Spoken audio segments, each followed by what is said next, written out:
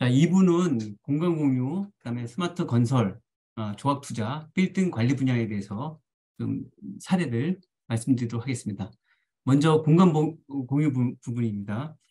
먼저 에어비앤비, 패스트5, 그다음에 BM 두 회사의 어떤 그 BM을 비교하고요. 그다음에 기타 공유 플랫폼에 대해서 말씀드리도록 하겠습니다.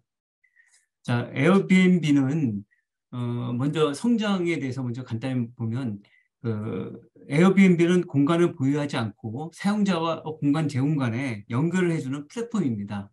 이거는 2008년도에 창립을 했고요. 소유 호텔이 없는 숙박 서비스 기업인데 창립 후 6년 만에 약 200억 달러의 가치를 만들어냈습니다.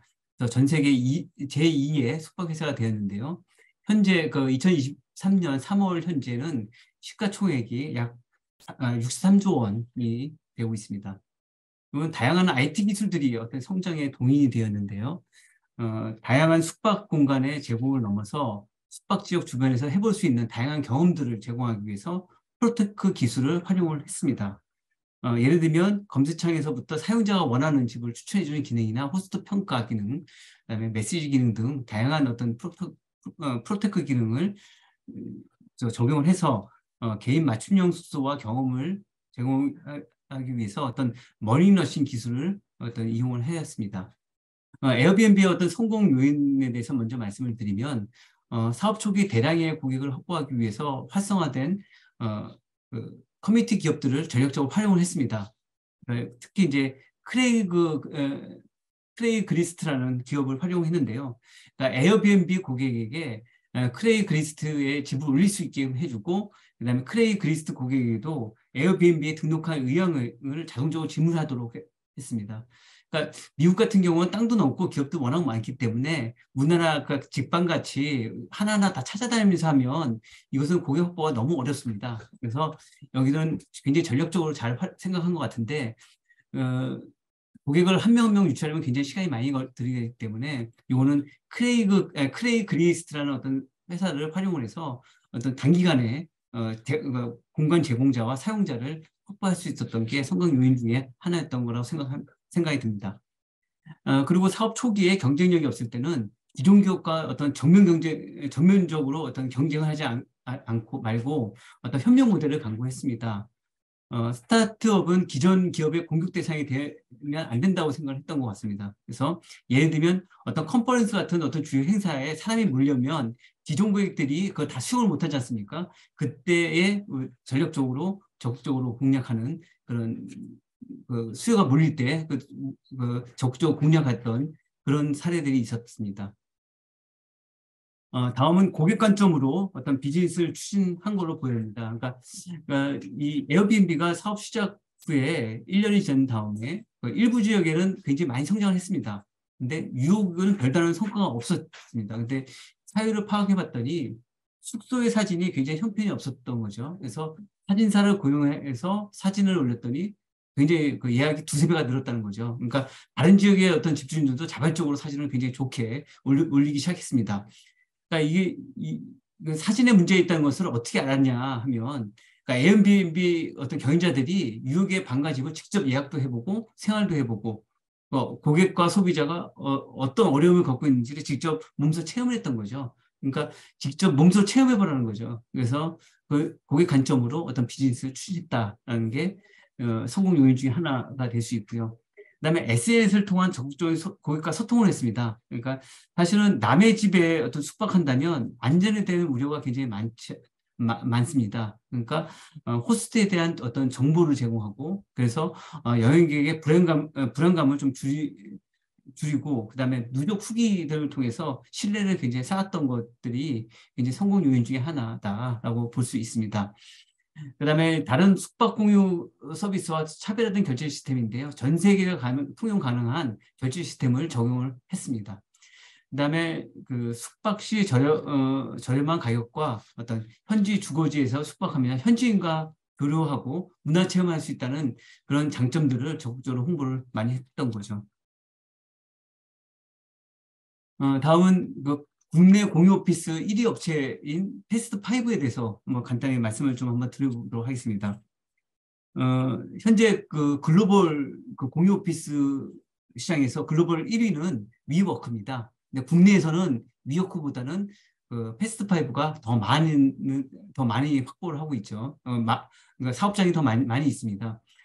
어, 근데 공유 오피스가 어떤 거냐라고 말씀을 드리면, 그러니까 일할 수 있는 공간들을 다 빌트인으로 업무 공간을 다 제공해 줍니다. 그러니까 고객들은 노트북만 갖고 오면 바로 일할 수 있는 그러니까 사무 공간을 제공해 주는 겁니다. 그래서 그러니까 이 공유 오피스 사업의 주 매출은, 그러니까 사실 공간 이용료입니다. 가장 큰 게 공간 이용료고, 회의실이나 비품 이용료 이런 것도 약간 작은 분야고요. 근데 주요 비용이 임대료 하고 관리비, 왜냐면 공간을 이제 임대하고 이제 관리비 내야 되고요. 그다음에 인건비, 그다음에 렌탈비 용품들이 좀 들어가 있는데, 그다음에 또 인테리어 비용이 굉장히 많이 들어갑니다. 그러다 보니까 사실 이게 생각보다 수익성이 되게 좋지는 않은 사업이라고 좀 보여지는데요. 그러다 보니까 이제 공유 오피스 외에 이 패스파이브가 추가 비즈니스 모델을 확장합니다. 그러니까 왜냐면 이제 비용이, 그러니까 기존 그 공유 오피스가 워낙 비용이 많이 들어가다 보니까 추가 투자 없이 다양한 이제 수익 모델을 창출하기 위해서 노력을 많이 하고 있습니다.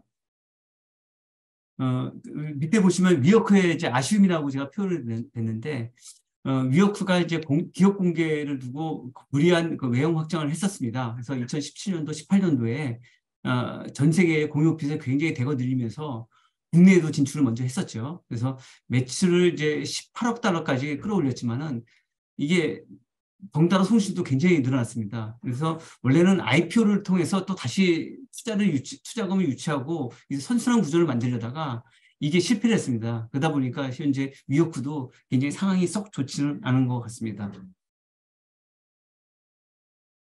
다음은 이제 패스트5의 어떤 그 상황을 좀 간단히 더 말씀을 드리면, 패스트5는 어떤 지점수를 많이 늘려서 매출의 그 성장률을 많이 높였습니다. 그러다 보니까 이에 따른 비용과 투자비도 굉장히 많이 늘어나고 있고요.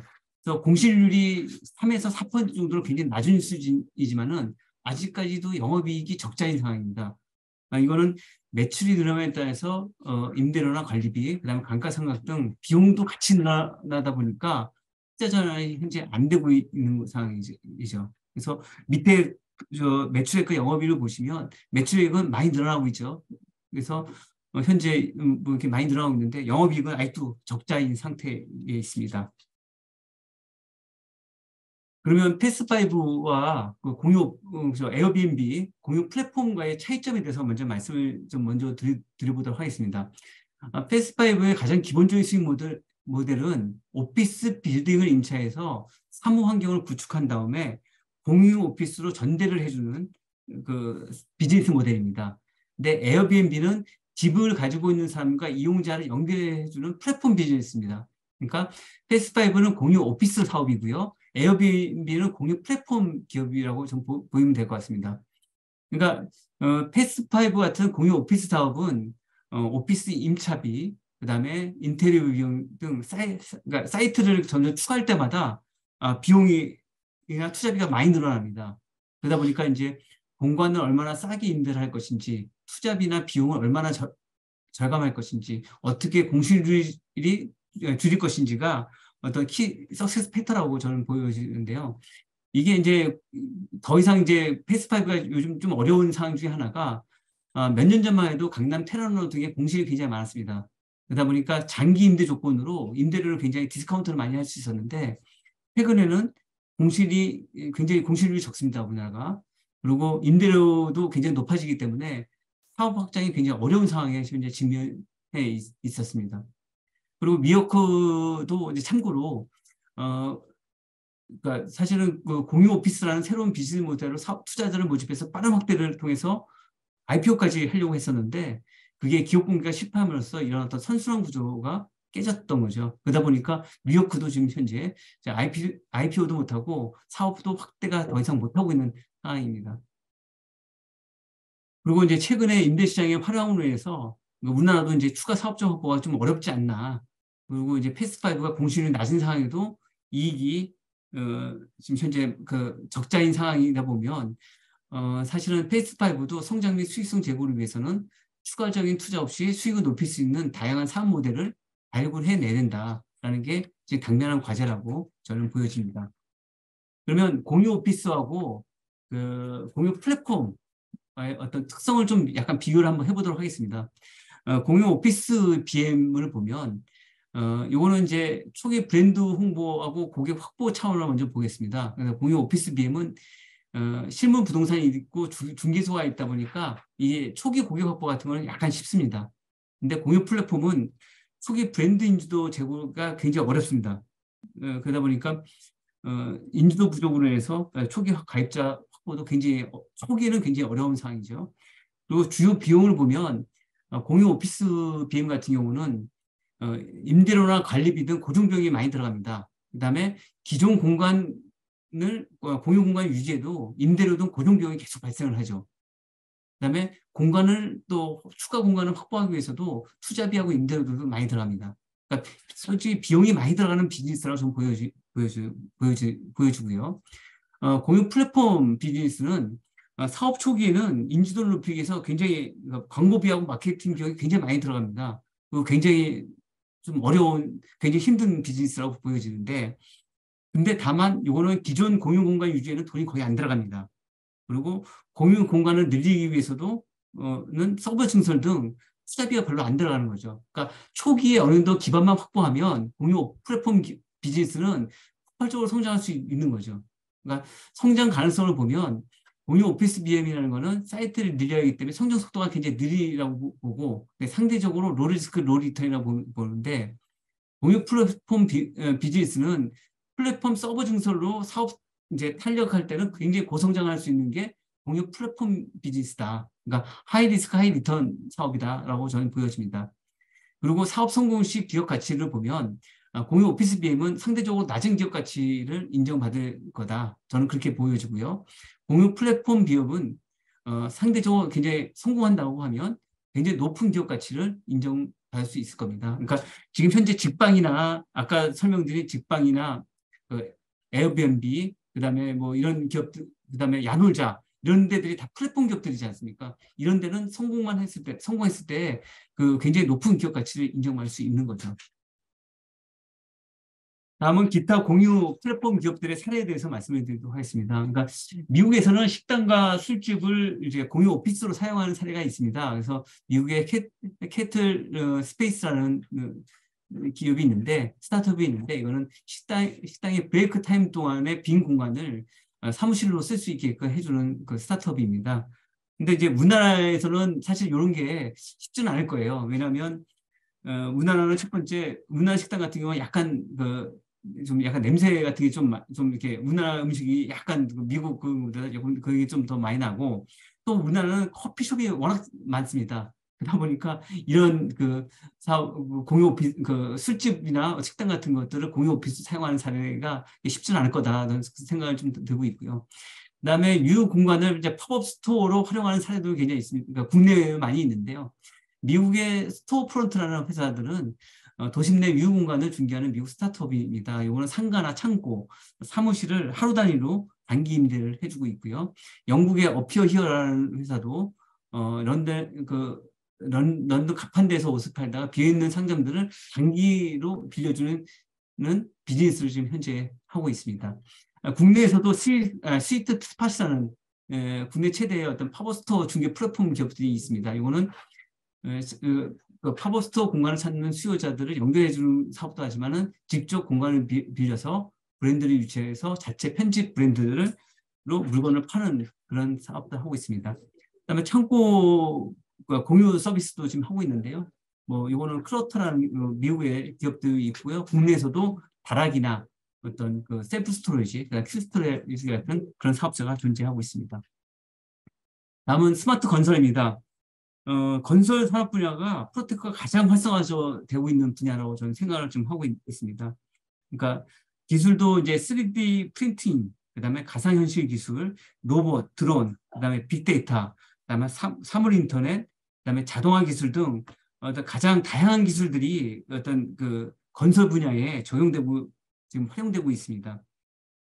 근데 이렇게 이제 건설 분야에서 이게 굉장히 프로테크가 활성화되고 있는 이유는 건설 분야가 투자비가 굉장히 많이 들어갑니다. 그다음에 인력들도 굉장히 많이 들어가기 때문에 어떤 효율성과 생산성을 높일 수 있는 부분들이 굉장히 많이 있다. 그렇기 때문에 건설 분야에 지금 프로테크가 굉장히 활성화되고 있다라고 전 보여집니다. 그래서 스마트 건설 분야에 대해서 간단히 말씀을 드리도록 하겠습니다.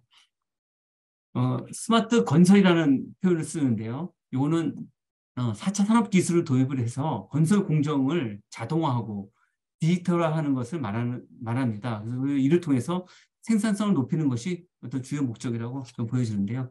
우리나라 정부에서도 2018년도에 그 스마트 건설 기술 로드맵을 발표해서 굉장히 육성을 이 건설 분야를 그러니까 IT 쪽을 육성하기 위해서 굉장히 노력을 많이 하고 있습니다. 그래서 디지털 트윈 기술을 고도화해서 도로와 지하 공간, 항만, 댐들을 관리하거나 그다음에 뭐 도로 상수도 등 핵심 사회 간접 자본의 사물 인터넷 센서 같은 것들을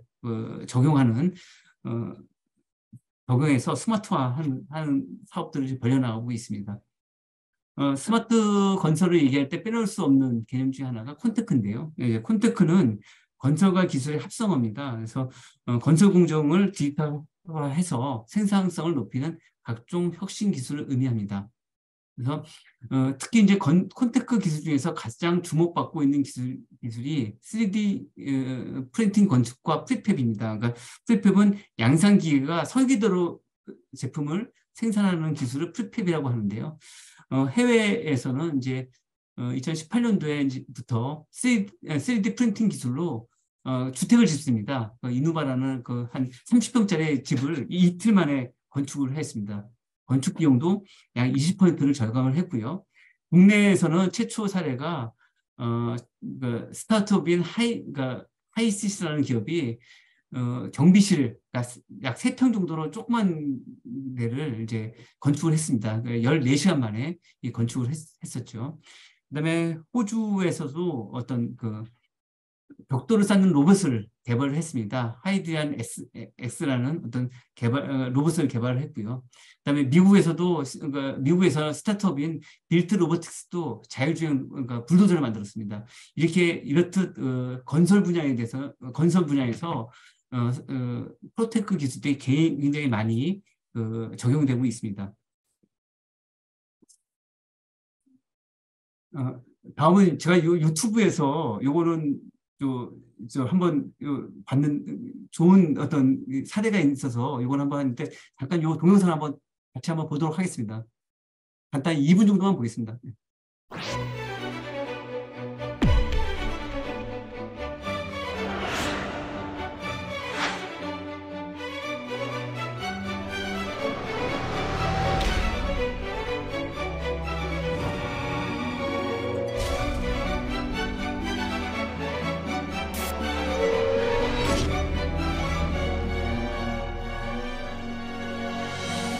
2021년 4월이나 5월 정도로 지금 예정이 되어 있고요. 이미 설계는 저희가 다 끝났습니다.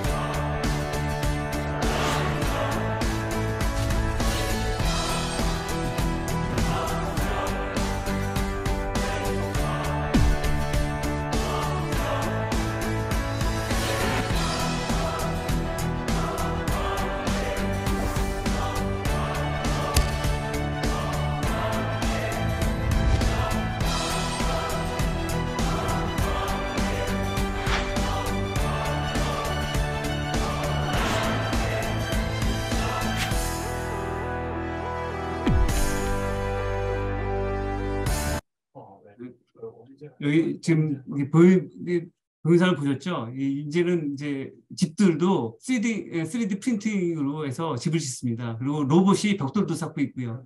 다양하게 지금 건설 분야 쪽에 굉장히 프로테크 기술들이 많이 적용되고 있습니다. 요거는 한번 집에서 한번 요거 클릭해 보시면 될 것 같으니까요. 배포해드린 자료에서 한번 나중에 시간 되시면 한번 보시면 될 것 같습니다. 다음은 그 해외 건설 현장을 바꾸는 프로젝트 기술인데요. 요거는 업무 효율화와 생산성을 높이기 위해서 다양한 소프트웨어 기술들이 많이 개발되고 있습니다. 그러니까 예를 들면 프로코어라는 어떤 기술 건설 관리 소프트웨어인데 요거는 여러 가지 이제 건설 프로젝트에 필요한 자료들을 보기 쉽게 보여줘서 건설 공사에 참여하는 여러 이해관계자들의 커뮤니케이션을 원활하게 해주는 기술이라든지 룸비스라는 어떤 소프트웨어는 일종의 뭐 출석부 같은 건데 이거는 또 근로 시간과 어떤 생산량을 일별로 보고하고 감독관의 피드백을 받거나 현장 작업 지시를 받을 수 있게끔 해주는 이런 것도 있고요. 다양한 어떤 소프트웨어들이 개발되고 있습니다. 그다음에 국내 건설 현장을 바꾸는 프로테크 기술도 있는데 큐픽스라는 회사는 3D 디지털 트윈 기술을 활용해서 부동산 가상 투어 서비스와 건설 현장 관리 서비스를 제공해주고 있습니다. 네.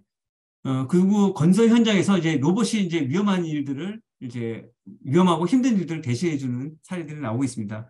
요거는 아직까지 뭐 대중화된 건 아니고요. 아직 시범으로 그러니까 굉장히 위험하거나 어떤 힘든 그러니까 현장에서 일부 시도하고 있는 것 같습니다. 그래서 현대건설에서도 어떤 기존의 다관절 로봇에 인공지능을 접목시켜서 건설 숙련도 수준의 어떤 정밀한 로봇을 만듭니다. 그리고 자율주행 기술도 탑재해서 현장 어디서나 좀 활용할 수 있도록 해주고 있고요. 그다음에 GS건설 같은 경우도 그 공사 현장의 안전을 확보하고 현장 데이터를 수집하자 로봇을 활용하기 시작했다고 합니다. 근데 아직까지는 어떤 일부 현장에서만 지금 현재 한정적으로 사용 중에 있는 상황이고요. 그다음에 대형 건설사들이 입찰이나 설계 시공, 그다음에 품질 관리 등 건설 전 과정에 빅데이터나 AI, 게임 엔진 등의 첨단 기술들을 지금 접목 중에 있습니다. 그리고 그다음에 모델하우스에서도 어떤 신기술로 지금 현재 차별하고 있습니다. 기존의 모델하우스는 이제 오프라인에다 짓다가 요즘은 이제 인터넷상에서 2D나 3D로 했었죠. 요즘에는 대우건설에서는 이제 게임 엔진을 활용해서 가상 체험 견본주택의 메타 갤러리를 선보였다고 합니다. 이거는 사용자가 직접 모델하우스를 가본 것처럼 체험을 할 수 있는 건데요. 그래서 이거는 1인 시점으로 이렇게 게임하듯이 사용자가 조작을 하면서 가상 공간을 직접 돌아다니면서 현실감 있게 현재 그 모델하우스를 볼 수 있게끔 해주는 겁니다. 다음은 조각 투자에 대해서 말씀을 드리도록 하겠습니다. 먼저 리츠에 대한 이해와 부동산 조각 투자 회사, 프로테크 기업이 카사, 그다음에 부동산 P2P 투자에 대해서 간단히 그 기업에 대해서 간단히 설명을 드리도록 하겠습니다. 먼저 리츠라는 거는 요거는 이제 요 프로테크가 아닙니다.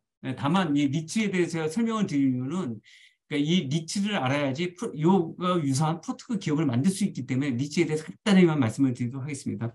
보통 우리가 광고에 커피값으로 부동산 투자를 할 수 있다라는 얘기를 보통 들어보신 적이 있을 겁니다. 이게 조각 투자 개념인데, 그러니까 5,000원으로 갖고도 그러니까 이 리츠의 주식을 사는 거죠. 그래서 그러니까 리츠라는 개념이 뭐냐면 다수의 투자자로부터 자금을 모아서 부동산과 부동산 관련 증권에 투자를 해서 발생한 수익을 그 수익 갖고 그 배당을 해주는 그 회사입니다. 그러니까 배당 가능 이익의 90% 이상을 배당을 의무적으로 해야 되는 거죠. 그래서 밑에 테이블에 보시면 위탁관리회사라는 게 있습니다. 이거는 상주 인력이 없습니다. 그러니까 명목과 페이퍼 컴퍼니이죠. 그다음에 배당을 무조건 90% 이상 의무적으로 해야 되는 거죠. 그래서 운영을 자산관리회사가 대신해 줍니다. 그러니까 이게 페이퍼 컴퍼니다 보니까 요거를 프로토콜 기업화 할 수 있는 거죠. 요 다음에 있는 카사라는 기업이 이런 거하고 유사한 것을 이제 프로테크 기업이 이제 만든 겁니다. 그래서 요건 요 간단하게 다음 페이지에서 설명을 드리도록 하겠습니다. 자, 카사라는 기업이 있습니다. 그러니까 요거는 혹시 들어보신 분도 많이 있을 거예요. 뭐냐면 요 블록체인 기술을 활용해서 이게 기술을 활용해서 부동산 시장과 만나서 사람들이 적은 자본으로도 부동산을 거래할 수 있게끔 해주는 겁니다. 그래서 부동산 조각 투자를 할 수 있게끔 만들어주는 회사입니다. 그래서 국내 블록체인 기반의 부동산 간접 투자 플랫폼 회사 중 이 카사가 최초이고 가장 활발하게 활동하고 있는 회사가 카사라고 보시면 될 것 같습니다. 그래서 카사코리아 같은 경우는 기존 부동산 상품보다 거래 구조를 굉장히 단순화했습니다. 그다음에 비용 구조도 굉장히 효율화해서 상대적으로 작은 규모의 어떤 부동산을 5천 원부터 투자할 수 있게끔 조각 투자 상품을 출시를 했습니다. 그래서 밑에 그림을 보시면 건물주가 자기 건물을 이제 팔려고 하면 이거를 신탁회사한테 맡깁니다. 그러면 카사는 이 신탁회사에 신탁되어 있는 그 건물을 대상으로 그 뎁스라는 그것을 발행을 합니다. 5천 원짜리입니다. 이거는. 그래서 예를 들면 10억짜리 건물이다라고 하면 5천 원짜리 20만 개를 이 뎁스를 발행을 하는 거죠. 요거를 투자자들한테 공모를 합니다. 20만 개를 공모를 하면 투자자부터 판매 대행을 받아서 그거를 신탁사로 넘기면 신탁사에서 건물주한테 주는 겁니다. 그러면 오른쪽에 있는 테이블에서 보시는 바와 같이 화사하고 아까 바로 전에 있는 니츠 주식하고 비교를 한번 해보면 화사 플랫폼이라는 데가 거의 증권거래소 같은 역할을 합니다. 그 다음에 카사 앱이 그 증권사 HTS의 기능을 하는 거죠. 그리고 뎁스라는 게 결국 주식입니다. 결국은 주식하고 똑같은 거라 보시면 될 것 같고요. 카사의 이제 편입 자산은 이제 한 개 건물 단위로 카사는 이것을 상장을 하는데 니츠는 보통 한 개 건물 이상을 하는 거고요. 그래서 요거를 이제 카사라는 이 프로테크 기업이 이 니츠하고 거의 유사한 이것을 자기네 플랫폼에서 거래를 할 수 있게끔 만드는 겁니다. 카사의 사업 현황을 간단히 보시면 카사는 주로 강남 지역의 중소형 빌딩을 이제 상장을 했습니다. 자기네 플랫폼에 상장을 했는데요. 6차례 공모를 해서 조기에 완판을 했었죠. 그래서 배당 수익률은 리츠에 비해서 조금 낮습니다. 3포인트로 좀 리츠는 한 6에서 7% 되는데 배당 수익률은 리츠에 비해서 낮지만은 요거는 단기간에 매각을 통해서 그러니까 매각 차익에 대한 배당을 추구합니다. 그러다 보니까 초기에 공모한 2개 공모는 부동산 시장이 굉장히 좋았잖아요. 작년 이전에 굉장히 좋았기 때문에 조기에 매각을 해서 연 수익률을 20% 이상을 배당을 했었습니다. 근데 최근에 부동산 시장이 굉장히 안 좋아지면서 그러니까 뎁스 거래도 굉장히 작아졌고요. 그다음에 건물 매각도 굉장히 어려워졌습니다. 그다음에 매각 수익 차익도 발생 못하다 보니까 카사도 요즘 좀 상황이 어려워졌습니다. 그래서 대신증권에서 요즘 카사코리아를 매입하려고 지금 생각하고 있습니다. 그러니까 왜 증권사에서 매입을 하려고 하냐면 이 회사를 인수하려고 하냐면 그 밑에 조각 투자와 관련된 정부 정책 동향하고 연결되어 있는데 이건 밑에 또 설명을 드릴 거고요.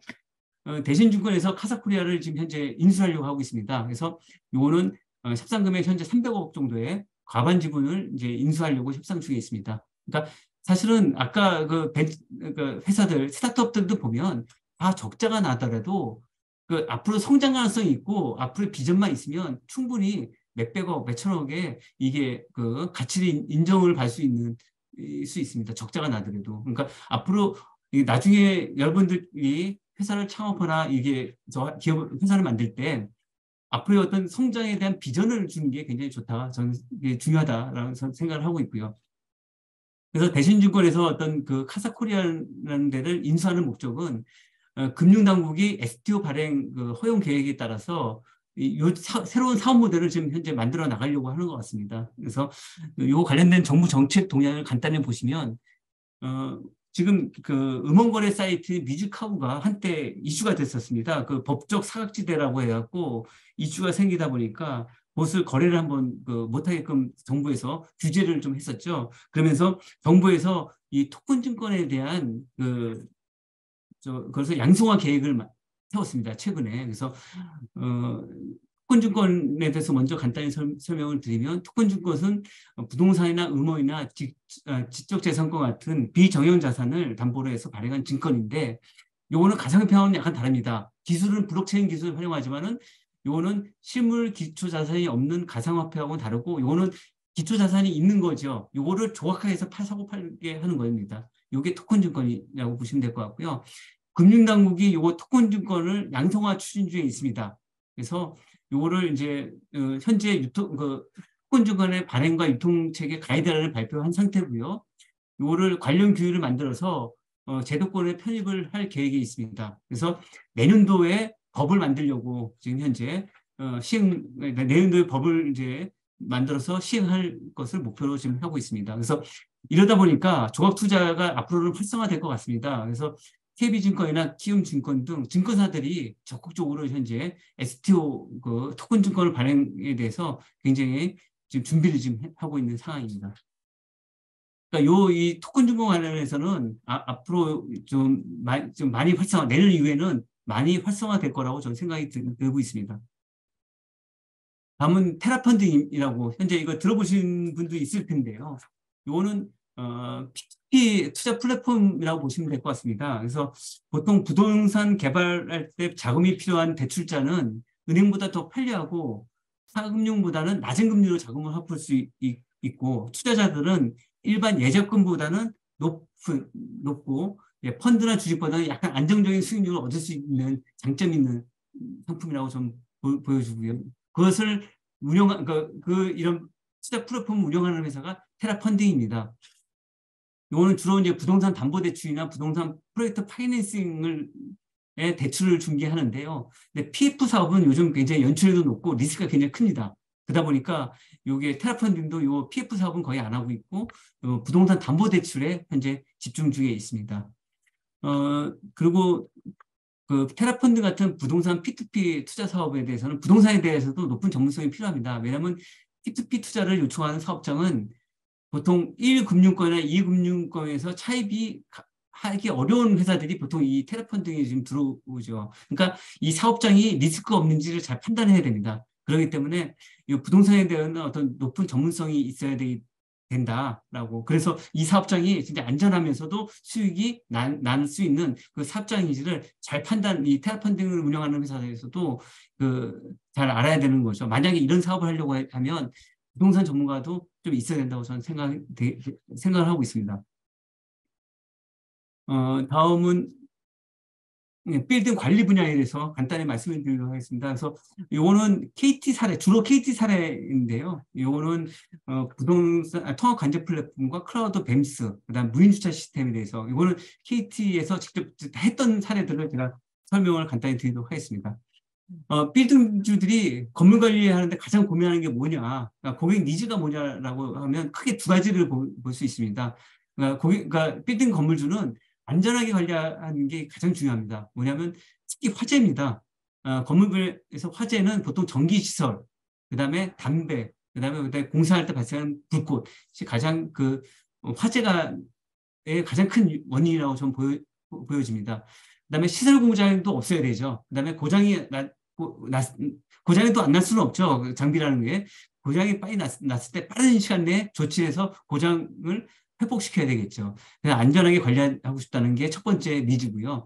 두 번째는 수익성을 높이는 게 또 굉장히 중요한 고민거리입니다. 그래서 건물 관리하는데 가장 들어가는 비용 중에 가장 많은 게 인건비입니다.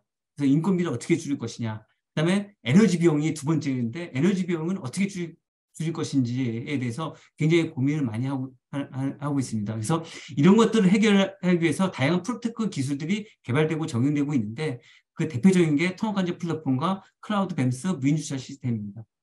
자, 통합관제 플랫폼에 대해서 먼저 말씀드리면 통합관제 플랫폼은 건물에는 다양한 장비들이 있습니다. 냉온수기, 그다음 전기시설, 엘리베이터 등 많은 장비들이 있는데 이 장비들의 IoT 기술, 사물 인터넷 기술들이 다 적용되어 있습니다.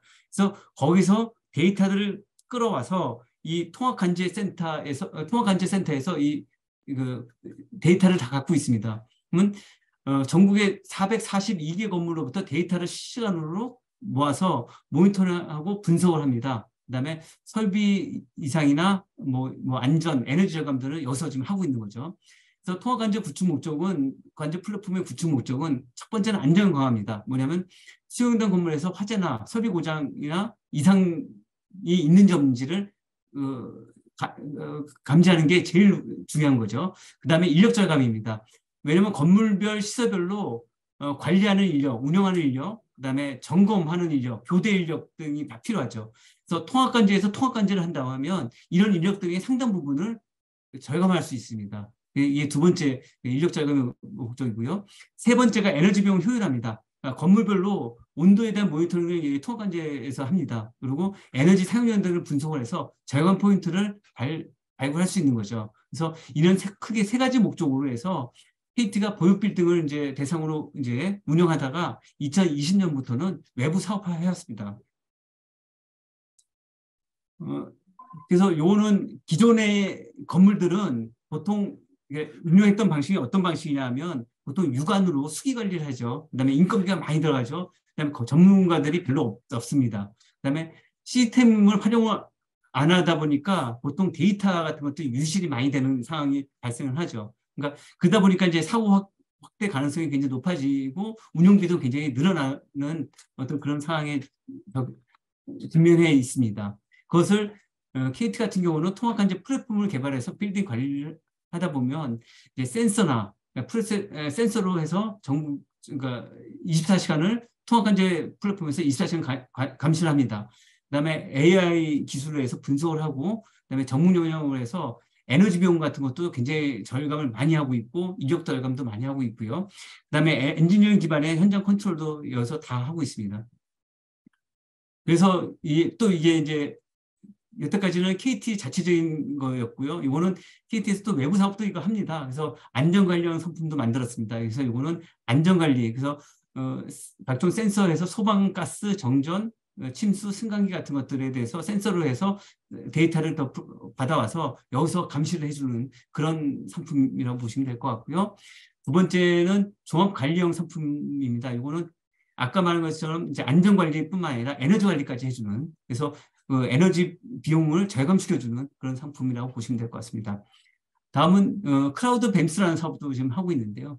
뱀스라는 게 뭐냐면 빌딩 에너지 관리 시스템입니다. 그래서 정부에서는 그 에너지 관리, 그러니까 에너지 비용 절감을 위해서 정부에서는 그 건물에 그러니까 뱀스를 설치하면 굉장히 큰 베니핏을 줍니다. 여러 가지 그 베니핏을 많이 주고 있는데 예를 들면 이제 왼쪽에 있는 그림을 보시면 각종 센서들이 있습니다. 조명이나 냉난방 전력, 가스, 급당, 신재생 에너지 같은 것들의 그 센서들이 있어서 그것들을 계측을 해서 정보를 수집합니다. 그걸 모니터링을 하죠. 그것을 그러니까 소프트웨어로 분석을 해서 최적화 제어를 합니다. 그래서 근데 기존의 건물의 뱀스의 문제점들이 있습니다. 뭐냐면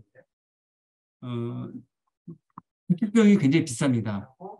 그래서 1등급을 하려면 2억 원이 들어가고, 뭐 이렇게 뱀스 구축비용이 많이 들어가죠. 그 다음에 유지보수를 하지 않아서 2년 이후에는 뱀스가 거의 무용지물화됩니다. 왜냐하면 건물주들이 대부분 여기다 비용을 투자를 안 합니다. 그러다 보니까 그 유지보수도 안 하고, 그 다음에 에너지 전문 인력도 부재하다 보니까 이것도 에너지 절감을 실제로 못하고 있습니다.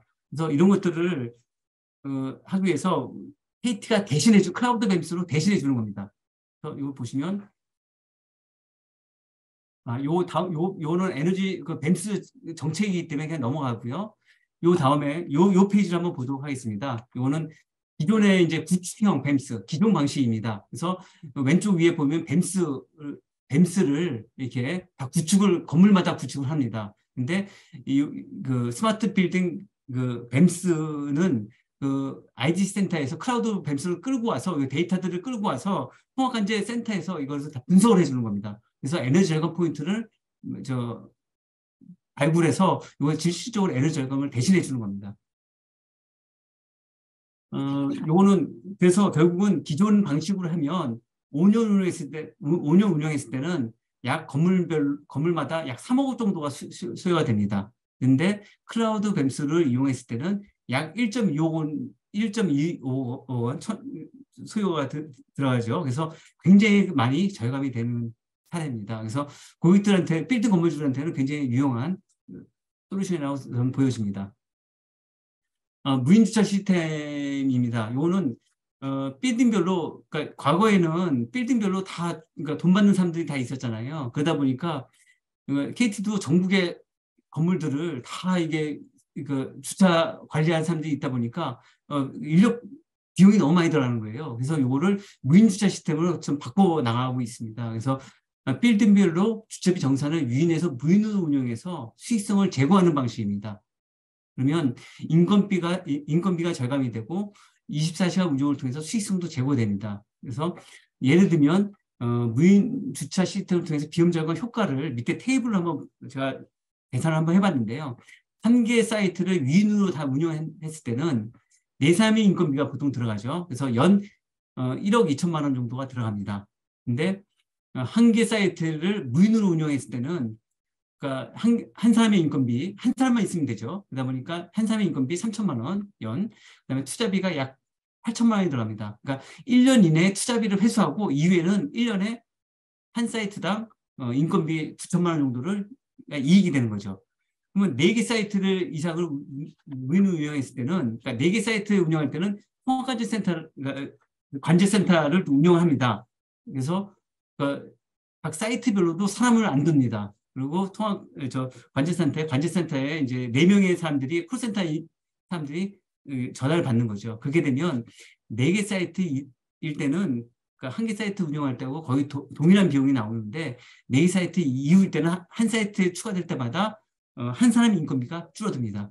그러니까 이렇게 효율화가 가능하기 때문에 전문 주차장 운영업체가 등장하고 있는 겁니다. 그래서 지금 밑에 보시면 전문 주차장 운영업체 동향을 보면 대형화, 그다음에 M&A를 계속 하고 있는 겁니다. 그러니까 굉장히 규모의 경제를 나타낼 수 있는 거죠. 그래서 빌딩 대상으로 주차장 사업을 확대 지금 하고 있는데요. 그래서 전문 주차장 운영업체들이 인수합병을 계속 지금 하고 있습니다. 예를 들면 SK ENS가 파킹 클라우드라는 회사를 인수했고요. 그다음 휘맥스가 하이파킹을 인수했고 카카오 모빌리티가 GS파크24를 인수했습니다. 그래서 이거는 기업들이 M&A를 하는 이유가 수익성 강화를 위해서 어떤 주차장 사업을 대형화시키는 거고요.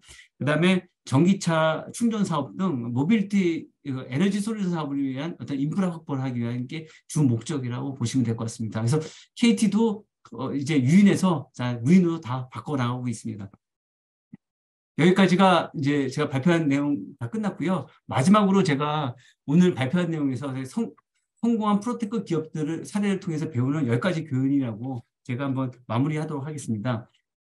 첫 번째는 먼저 업의 본질과, 그러니까 이게 여러분들이 나중에 회사를 창업하거나 그다음에 회사의 어떤 기업에 들어가서 비즈니스 발굴할 때 필요한 교훈이라고 저는 생각을 하는데요.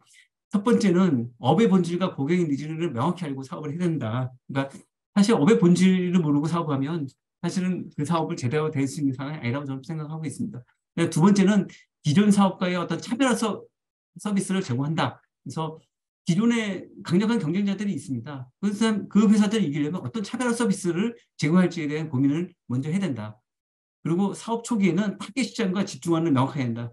초반부터 모든 걸 다 하려고 하다가는 부수밥도 안 된다. 그러니까 초반에 그러니까 사업 초기에는 타겟 시장과 집중을 해서 그러고 나서 사업을 점점 옆으로 벌려나가야 된다. 저는 그렇게 생각을 좀 했고요.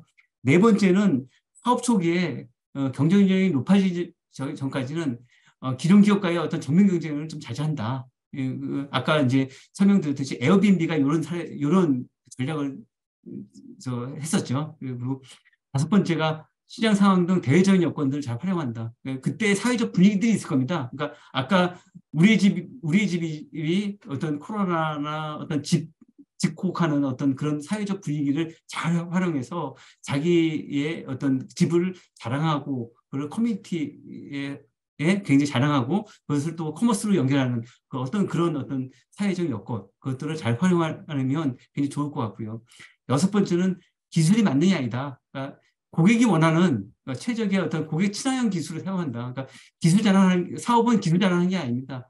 그러니까 고객이 원하는 기술을 적용한다. 그러니까 여기에 나온 기술들이 그 대단한 기술이 아닌 것도 굉장히 많습니다. 그러니까 금방 따라오는 기술도 많은데 결국은 어떻게 고객 친화형 기술들을 많이 빠른 시일에 이렇게 적용하는지 그게 굉장히 중요하다. 저는 그렇게 생각을 좀 하고 있고요. 일곱 번째는 소비자와 공급자가 자율적으로 들어올 수 있는 플랫폼화 기업 모델을 만드는 게 전 중요하다고 생각합니다. 아까 이제 제가 공유 플랫폼 기업과 공유 오피스 기업의 어떤 그런 비교를 한번 해드렸는데 결국은 소비자와 공급자가 자율적으로 들어와서 노는 장을 우리가 만들어줘서 하면 우리는 나중에 굉장히 큰 성장할 수 있는 비즈니스 모델을 만들 수 있지 않을까 그런 생각을 하고 있습니다. 그다음 여덟 번째는 회사의 성장과 비전을 제시해서 성장을 위한 투자 유치. 결국은 이 회사를 키우려면 돈이 있어야 됩니다. 근데 적자가 난다고 해서 투자 유치는 안 되는 거 아닙니다. 그러니까 보통 벤처 캐피탈 같은 경우는 앞으로의 성장 가능성, 비전이 있으면 그 벤처 캐피탈에서 투자를 합니다. 예를 들어 쿠팡은 아직도 적자입니다. 근데도 지금 미국 시장에서 상장할 때 한 50조의 기업 가치를 인정받은 사례가 있고요. 지금 야놀자나 뭐 이런 데도 기업 가치 대비 현재 그게 큰 수익이 많이 안 나는 상황입니다. 근데 적자가 나더라도 요거는 앞으로 성장성만 보이면 벤처 캐피탈에서 얼마든지 투자 자금을 댈 수 됩니다. 그 투자 자금을 갖고 성장을 위해서 M&A 한다든지 그리고 그다음에 더 투자도 많이 해서 회사를 키워나가서 또 한 단계 더 성장해서 또 투자받고 이런 형태로 벤처기업들을 많이 성장을 합니다. 방금 9번째까지 얘기를 된 것 같은데요. 성장을 위한 투자나 전략적 시너지 있는 기업을 인수한다라는 거고요. 10번째는 이제 이거는 이제 어느 정도 성장했을 때 얘기입니다. 이제 경쟁자가 쉽게 따라오지 못할 차별화를 구축하여 진입장벽을 높여야 된다. 현재 빅방이나 야놀자 같은 경우가 약간 성장통이 있는 것 같습니다. 그러니까 아직 그 차별화를 완벽하게 구축을 못한 거 아닌가라는 생각이 들고 있는데요. 그러니까 이런 것까지도 같이 고민을 해서 어떤 경쟁자가 쉽게 따라오지 못한 차별화를 구축해서 어떤 진입장벽을 높여야 된다. 제가 이 자료를 만들면서 제가 느낀 교훈인데 이것도 다시 한번 여러분들도 한번 고민을 한번 해보시는 게 좋을 것 같다 생각이 들었습니다.